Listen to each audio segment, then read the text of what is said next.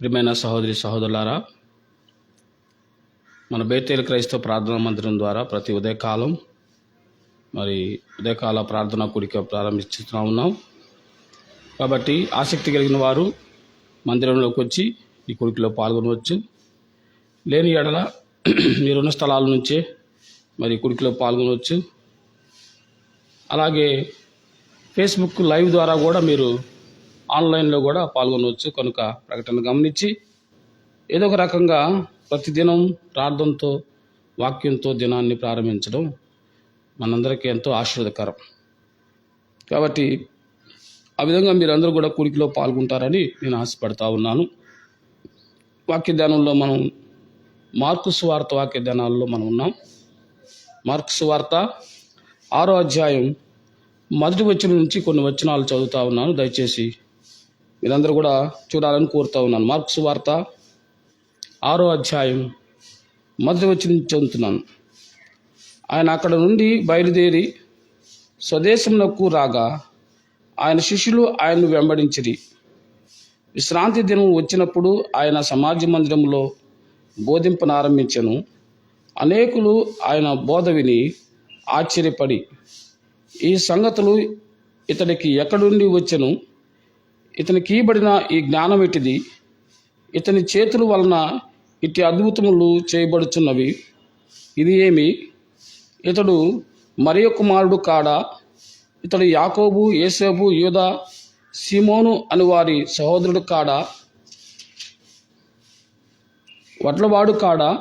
ఇతని సోదరీమణులు మనతో ఉన్నారు కారా అని చెప్పుకొనుచు ఆయన విషయమై అభ్యంతరపడిరి.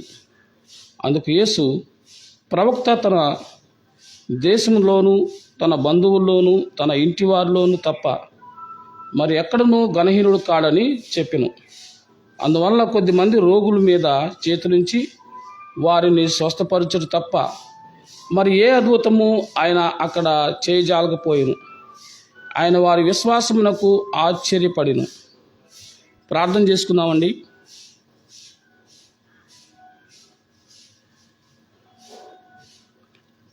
పరిశుద్ధుడైన నా ప్రియ పరమ తండ్రి, నీ అపారమైన కృపను బట్టి మరొక దినాన్ని మాకు ఇచ్చారు.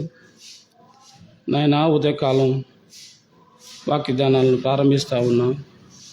మనుషుల్ని మరుగు చేయండి, మీరే మాట్లాడమని మా ప్రాంత ప్రజలకు ప్రభువా, ఇదిగో నీ వాక్యం అనే దాహాన్ని తీర్చమని నా తండ్రి, నాయన పాల్గొంటున్న ప్రతి బిడ్డను దీవించండి, ఆశీర్వదించండి. ఇంకా వినలేకపోతున్న బిడ్డలకు కూడా మీరు ఈ వాక్యాన్ని అందించమని, ఈ ఉదయకాల దేవులతో నింపమని యేసుక్రీస్తు అతి పరిశుద్ధ నామములో అడుగుతున్నాను తండ్రి, ఆమేన్. ప్రియమైన సహోదరి సహోదరులారా, చదువుబడిన లేఖన భాగాన్ని కనుక మనం బాగా గమనించినట్లయితే 3 విషయాలు ఈరోజు ప్రాముఖ్యంగా మనం గమనించాల్సిన విషయం ఈ వాక్యంలో ఉంది. ఒకటి, ఆయన అక్కడ నుండి బయలుదేరి స్వదేశమునకు రాగా. ఎక్కడికి వచ్చాడండి? స్వదేశం అనగా ఆయన పుట్టి పెరిగిన ప్రదేశానికి ఆయన వచ్చాడు. సొంత ఊరికి వచ్చాడు. అంటే అప్పటి వరకు ఎక్కడున్నాడు ఆయన? చుట్టుపక్కల ఆయా ప్రాంతాలకు వెళ్ళి సువార్తను ప్రకటిస్తూ ఉన్నాడు. అనేకుల్ని స్వస్థపరుస్తూ ఉన్నాడు. అనేకులకి ఆయన బోధలు వినిపిస్తూ ఉన్నారు. ఎందుకండి యేసుక్రీస్తు ప్రభువారు ఇంత శ్రమపడాల్సి వస్తూ ఉంది? ఆయన దేవుడై ఉండి స్వయాన మానవుడిగా ఈ లోకానికి వచ్చి ఆయనే ఎందుకు ఆయా ప్రాంతాలకి వెళ్ళి మరి వాక్యాన్ని ప్రకటించాల్సి వచ్చింది అని అంటే, ప్రజలు బాగుపడాలి అని అంటే, ప్రజలు మరి పాపం నుంచి విడుదల పొందాలంటే, సర్వమానవాళి రక్షణ పొందాలంటే ఏం అవసరం అండి? సువార్త అవసరం, వాక్యం అవసరం. అలాంటి వాక్యాన్ని ప్రభువారే స్వయాన ఆయన ఆయా ప్రాంతాలకు వెళ్ళి బోధిస్తూ ఉన్నాడు ప్రజలకు.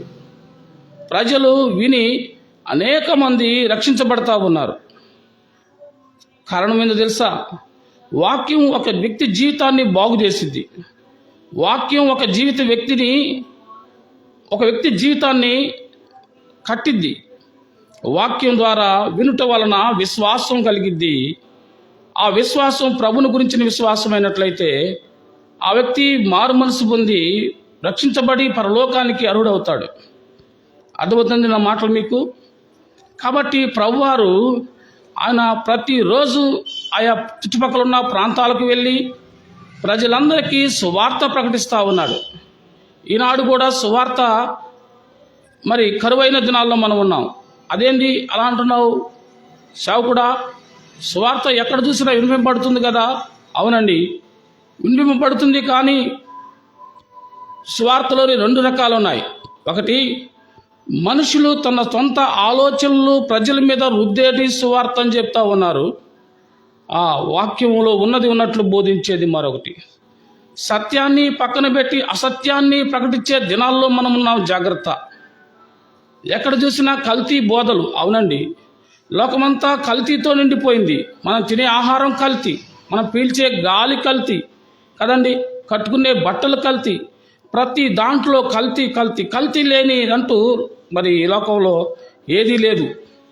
ఒరిజినల్కి డూప్లికేట్కి తేడా గ్రహించలేని పరిస్థితుల్లో ఈనాడు మానవుడు ఉన్నాడు. అలాగే వాక్యం కూడా కల్తీ అయిపోయిందండి.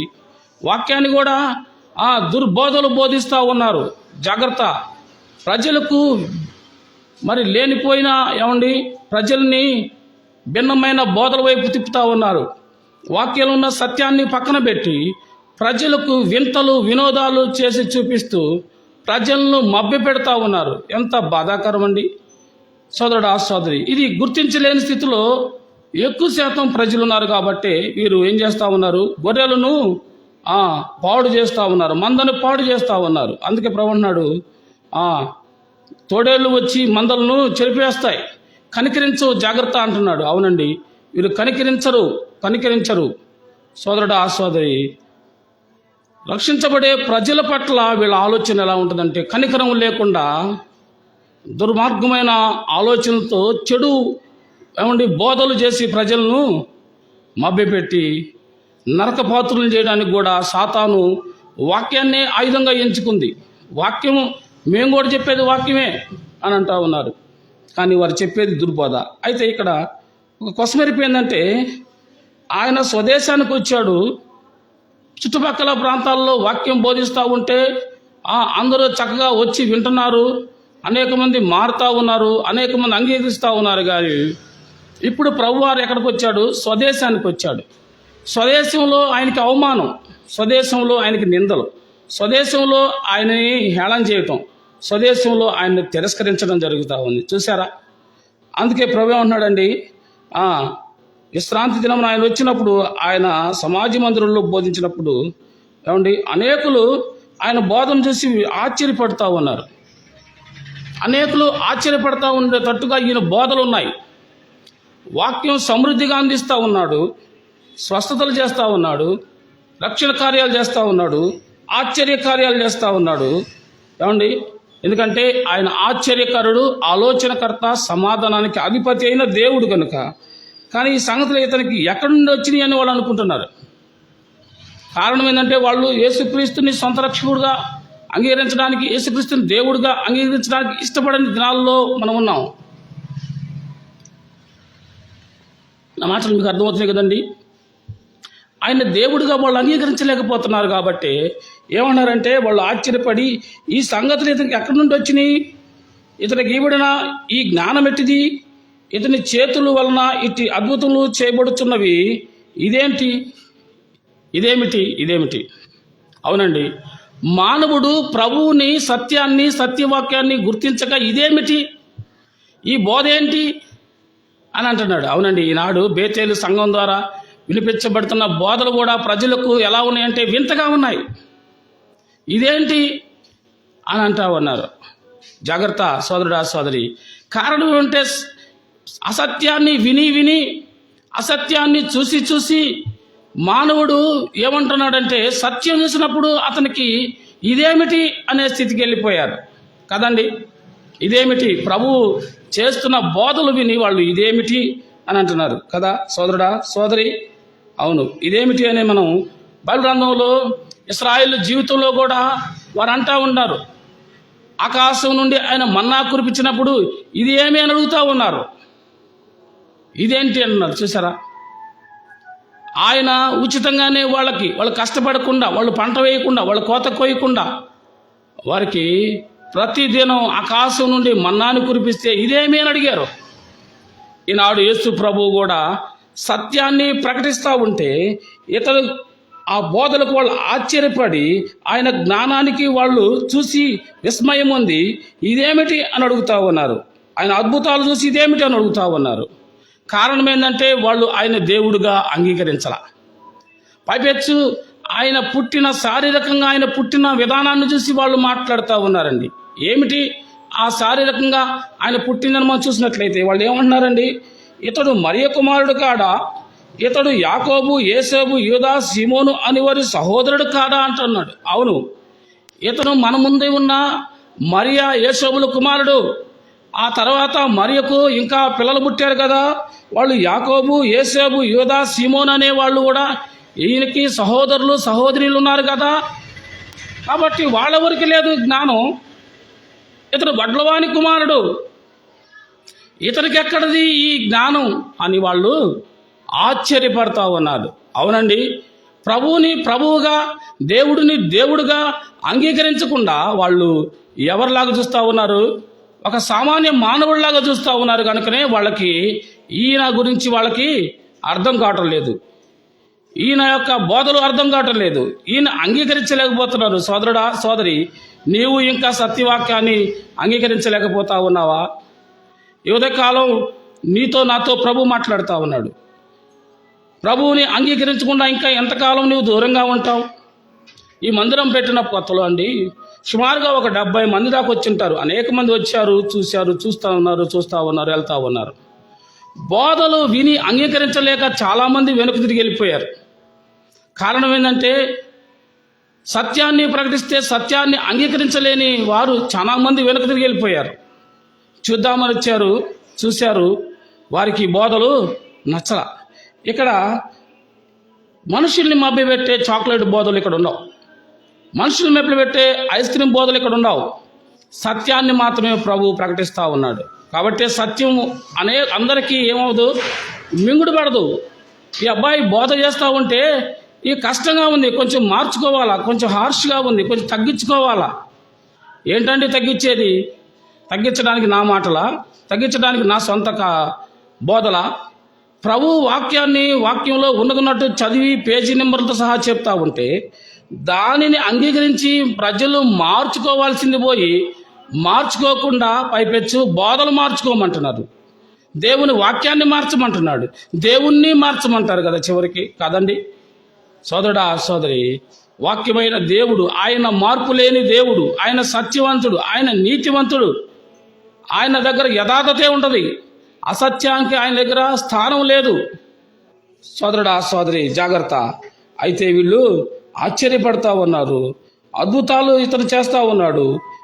ఇదేంటబ్బా ఈ కార్యాలు, ఇతని తల్లి అయిన మరియకు ఈయన తర్వాత యాకోబు, సీమోను, ఇంకా సోదరీమణులు కూడా ఉన్నారు కదా అని ఆయన చెప్పుకుంటూ ఉన్నారు. ఆయన మీద అభ్యంతర పడతా ఉన్నారండి. సోదరుడా సోదరి, సత్యవాక్యం ప్రకటించే దగ్గర అభ్యంతరాలు వస్తాయి, శ్రమలు వస్తాయి, ఇబ్బందులు వస్తాయి, అవమానాలు వస్తాయి, నిందలు వస్తాయి.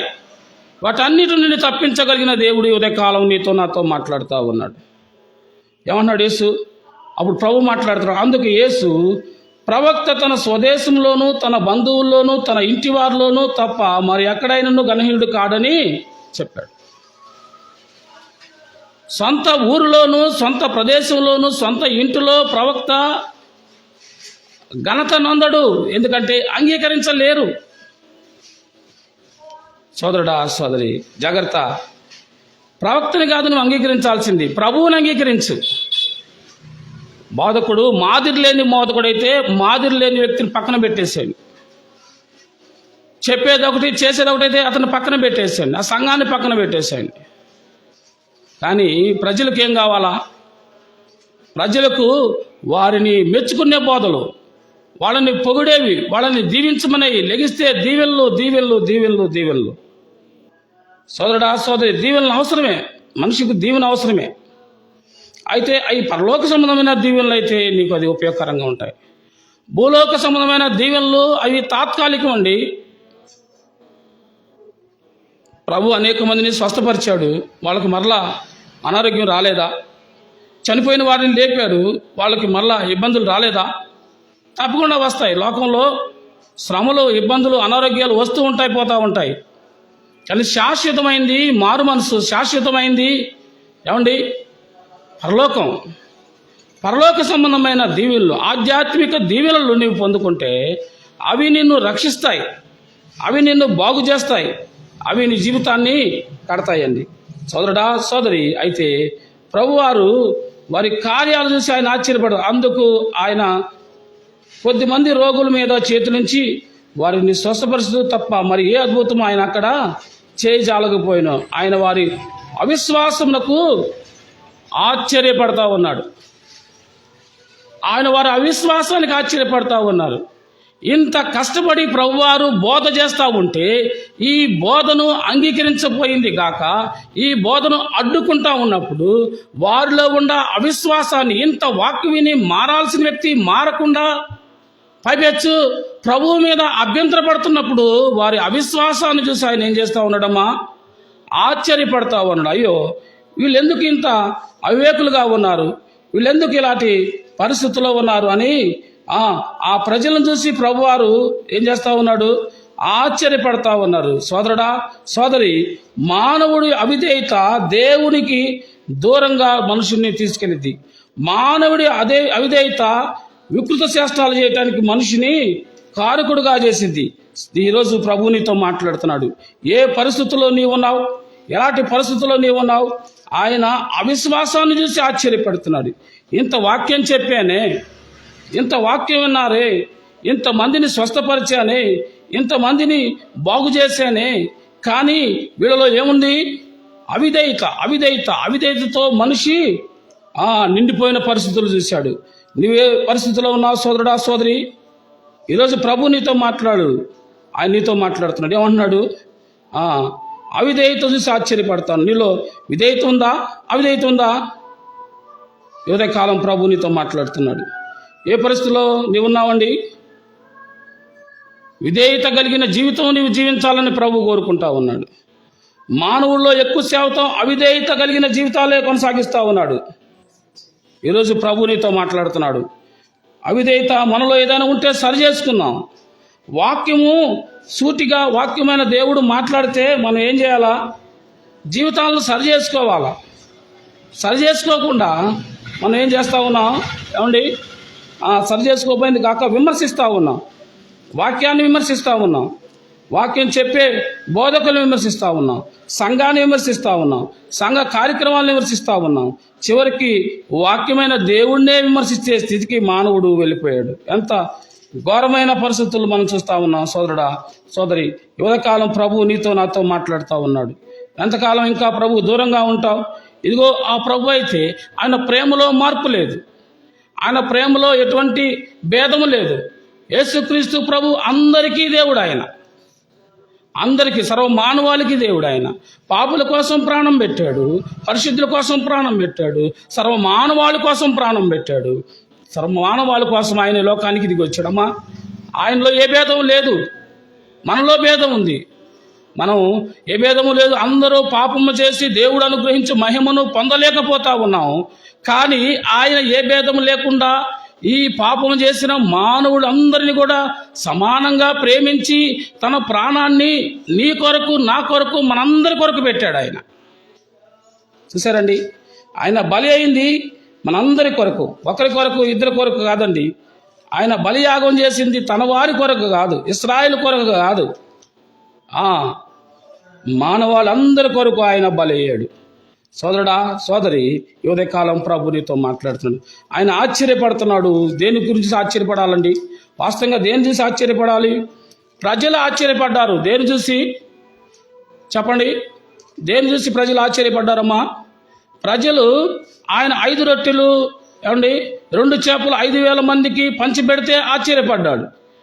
ప్రజలు ఆయన చనిపోయిన లాజరు 4 దినాలు ఆయన ఆ యొక్క మరి సమాధిలో ఉన్న వ్యక్తిని లేపితే ఆశ్చర్యపడ్డారు. కాబట్టి మరి నువ్వు దేన్ని బట్టి ఆశ్చర్యపడుతున్నావు చెప్పు? వాక్యం చూస్తూ ఉంటారు. చదువు ఒకసారి. ఒకసారి మార్కు సువార్త 7వ అధ్యాయం చాలమ్మా. మార్కు సువార్త 7వ అధ్యాయం 24వ వచనాన్ని మనం చదువుకుందాం. ఇక్కడ ఆయన మరొక సందర్భంలో ఆశ్చర్యపడిన సంగతులు చూద్దాం. మార్కు సువార్త 7వ అధ్యాయం 24వ వచనం. ఆయన అక్కడి నుండి లేచి తూరు సీదోను ప్రాంతములకు వెళ్ళి ఒక ఇంట ప్రవేశించి ఆ సంగతులు వానికి తెలియజేయకుండకు కోరిను గాని ఆయన మరుగయ్యుండ లేకపోయిను. అపవిత్రాత్మ పట్టిన చిన్న కుమార్తె గల ఒక స్త్రీ ఆయన గూర్చి విని వెంటనే వచ్చి ఆయన పాదముల మీద పడిను. ఆ స్త్రీ ఫరో సురోఫెగేసు వంశత్తు ముందు పుట్టిన గ్రీసు దేశస్థురాలు. ఆమె తన కుమార్తెలో నుండి ఆ దయ్యంను వెళ్ళగొట్టమని ఆయన వేడుకొనెను. ఆయన ఆమెను చూసి పిల్లలు మొదట తృప్తి పొందవలెను, పిల్లల రొట్టె తీసుకొని కుక్క పిల్లలకు వేయుట యుక్తము కాదనను. అందుకు ఆమె నిజమే ప్రభువా, అయితే కుక్క పిల్లలు కూడా బల్ల కింద ఉండి పిల్లలు పడవేయి రొట్టెలను తినును కదా అని ఆయనతో చెప్పాను. చూసారా, ఒక స్త్రీ వచ్చిందమ్మా. ఈమె కనాను స్త్రీ. ఈమె వచ్చి తన కుమార్తెకు ఏమైంది, అపవిత్రాత్మ పట్టింది. ఆ అపవిత్రాత్మను తొలగించమని, ఆ బిడ్డను బాగు చేయమని తల్లి వచ్చి కుమార్తె కోసం వేడుకుంటా ఉంటే ప్రభు అన్నాడంటే, అమ్మా కుక్క పిల్లలకు వేయటం యుక్తం కాదు, పిల్లల రొట్టెలు తీసి కుక్క పిల్లలకు వేయడం యుక్తం కాదు అని చెప్పి ప్రభు అంటా ఉన్నాడు. అవంటుంది, నిజమే ప్రభువా, యజమానుడు బల్ల కింద పడే రొట్టె ముక్కలు కుక్క పిల్లలు తింటాయి కదా. నిజమే ప్రభువా, నేను కుక్కనే. కానీ యజమానులు తినే బల్ల కింద పడే రొట్టెలు అంటే నువ్వు అనేక మందిని బాగు చేస్తూ ఉన్నావు కదా, దానిలో మిగిలిపోయిన ఆ రొట్టె ముక్కలు నేను కుక్క లాంటి దాన్ని నాకు కూడా సహాయం చేయి ప్రభు అని అన్నప్పుడు ఆయన ఎంతగానో ఆశ్చర్యపడ్డాడండి. చూసారండి, అందుకు ఆయన ఈ మాట చెప్పినందున వెళ్ళను, దయ్యము నీ కుమార్తె విడిచిపెట్టి. ఆయన ఏమైపోయాడు, ఆయనతో చెప్పినప్పుడు ఆయన ఆశ్చర్యపోయాడు. మరిపెచ్చు ఆయన ఏమంటున్నాడు తెలుసా, ఇశ్రాయేలీయుల్లో కూడా నేను ఇంత విశ్వాసాన్ని చూడలా.